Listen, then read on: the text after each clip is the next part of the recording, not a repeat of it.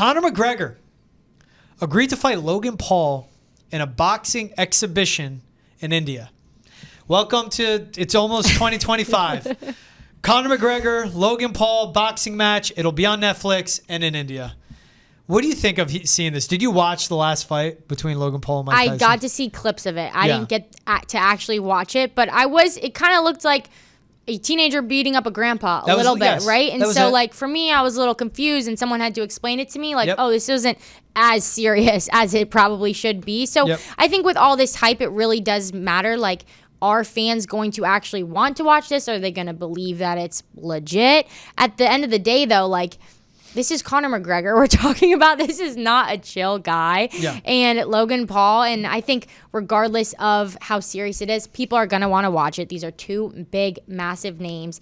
It's sports at the end of the day are entertainment. So I do think it will actually happen if people keep tweeting about it, literally. Yeah, it's... For that fight, you were right. It was a teenager beating up an old man. It was one of those, as I'm watching, I'm like, what am I doing with my life? Like, why am I at this point? You're not the only person that thought that, though. It was like instant regret the second that finished. I felt just awful about myself. This, I don't know. At least Conor McGregor is younger. He may not be in pristine shape, but neither will Logan Paul be when it comes to technicality being a great fighter. It's the same. I knew what it was, and the only reason I thought Mike Tyson would win, it was to set up a rematch. That's not going to happen. Logan Paul will win this. Him and Conor McGregor will both get the bag.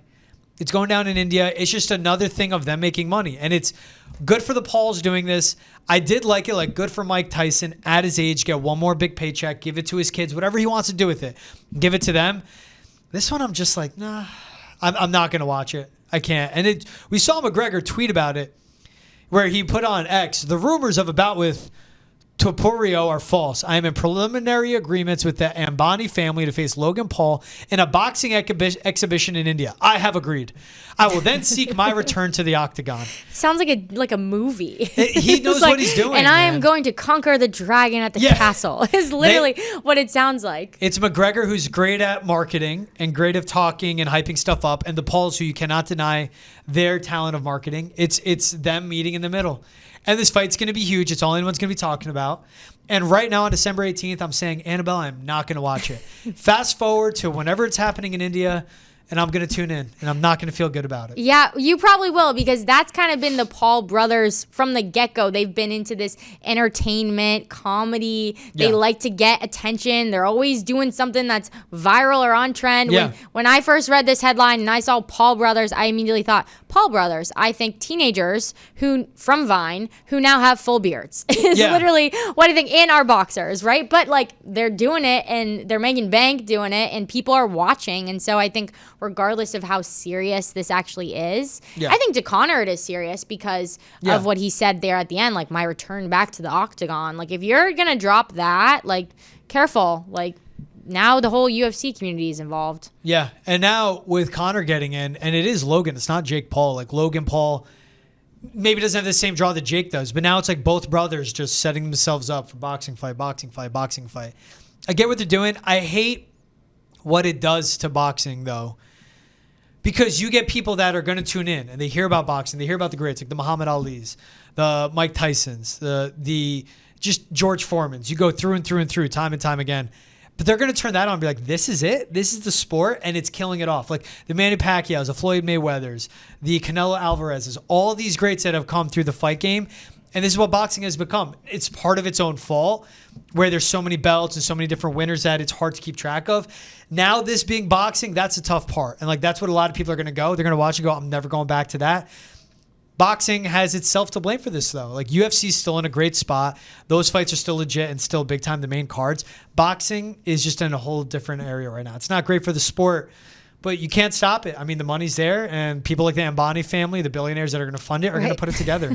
Right, and when you have that money involved, and also it might not be great for the sport of boxing, but it is grabbing a new audience. It is grabbing anyone who's following UFC, anyone who's not following UFC, and they're following Conor McGregor, right? Like my little brother is still out here quoting like, I don't, what was Conor McGregor's big quote after he went? I apologize to absolutely nobody, yep. right? Like he has a following still. And I think even though he hasn't fought in a long time, it might not be the best look for boxing as a sport. Yeah. It's still bringing attention to the sport. And I think that's important. Yeah. It puts it on a big spot. And this happens too after like Logan Paul, after Jake Paul beat Mike Tyson, Logan Paul made sure to call out, Conor McGregor. I think he even called out Mike Tyson himself too. Those are not people I would ever call out. I'd be terrified. They're just doing it. They're finding a way to stay relevant, and they're still doing it. So, would you rather eat squirrel brain or watch this fight? Watch this fight. Yeah. I think a lot of people would side with me on that. Hopefully, yeah, it's a lot more pleasant. It's also easier to find. Yeah, shorter too. Like the time of the fight. How long are? Oh, wait, what? Then eating squirrel brain? You think that would take forever? It's like right? Oh my gosh, I think it would take me a long time to eat the squirrel brain. Look, that fight, I'll say, Jake Paul against Mike Tyson, that was way too long. This fight wouldn't be bad. Again, it's young opponent. The Mike Tyson one, that couldn't be over quick enough. No, but it's really about the hype, right? It's about like these tweets that we see. It's about the replies. It's about the who said what. Social it's about media, the memes, when they come face to face, right? Like it's almost that the fight is really in like the months that lead up to it, and then we all gather and we all watch or don't watch, and then we all laugh at ourselves. Yes. It's like the shame on fool me once, shame on you. Or shame on me, whatever it is. Fool me twice, shame on me. However it goes, that's what it's going to be on this one. So, yeah. If I had to start with one Hallmark movie, what Hallmark movie would I start with? Oh my gosh. Okay, here's the thing with the Hallmark movies is like they're all the same. Basically, like they all got the same storyline. I would say watch this Holiday Touchdown. Okay. The Chiefs one. Because you're a football fan, you're a sports fan, you'll enjoy it. You get to see real life Chiefs in it. I won't give it too much. I won't give the storyline away or anything, but there's a little drama in there. There's a romance. There's stadium. The Hunt family makes an appearance. All the things. So I would go with Holiday Touchdown.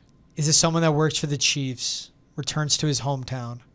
Do you know this? You're making this up. I swear to God. Is this it? No, this is because every Hallmark movie has the same. Yeah, well. High school sweetheart runs into her, falls in love. Close. And then he has to go back. Hometown girl running the family business. Oh. And then she starts making sweaters with the Chiefs logo, and then he's like, you can't do that, trademarks. It's like you're like freakishly close. Are you kidding? I swear I've never seen a single Hallmark movie. It's hats. It's a knitted hat, basically.